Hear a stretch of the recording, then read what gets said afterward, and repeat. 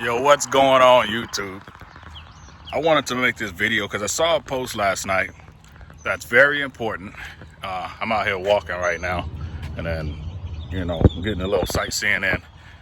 But this post said, your home is not an asset if you live in it. It's a liability.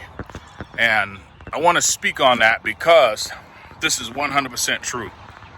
Some of the newbies that are watching other folks buy homes, rent them out and things like that, they're the ones that are saying, man, it's really important to buy your home because it's an asset for the family, right? Yes, this is true, but that's going to be a long-term asset when you just live in it, all right? So you got to wait 30 years to benefit and to reap the benefits of what you put in whenever you live in the home. So nothing wrong with that. A ton of people do it. Once you hit your 30 years, you could choose to stay in the home.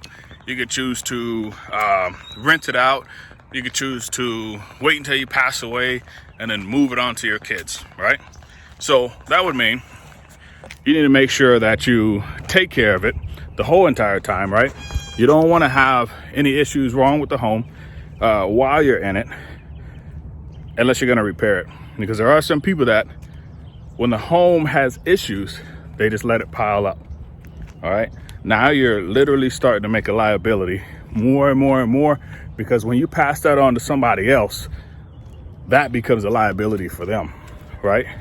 And it's no longer beneficial when you pass on a home that has all these issues and you didn't have the money to fix it. How do you know your family is going to have the money to fix it, right? So the way to make a home an actual asset, and it's not just because I'm doing it, but I had to learn to do it myself, right? I always felt the American dream is to have a house. I've got a house.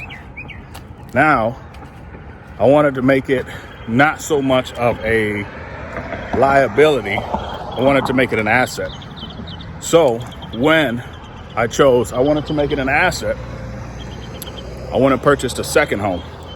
When I purchased that second home, I rented the first home. That first home is the only one that becomes an asset because it's now making me money. It's making revenue, all right? Or even if it's not making revenue, it's being paid down and you're not the one paying it. That's an asset. So now I'm going on my third house, right? And with the third house, the second home is going to be rented out. Now I have two homes performing for me, working in my favor, okay? Making me money. That is an asset. When you have that one home, you live in it, it's not an asset, it's a liability until you hit that 30 years, and then you can actually benefit from, you don't have any mortgage payments on this bad boy. You have all of your money, all of that good stuff. By then, you're getting close to retirement, most likely. So it took a long time to get to that point. But if you can allow somebody else to pay off the mortgage that you owe, that's when it becomes an asset. All right. So I just wanted to drop that gem.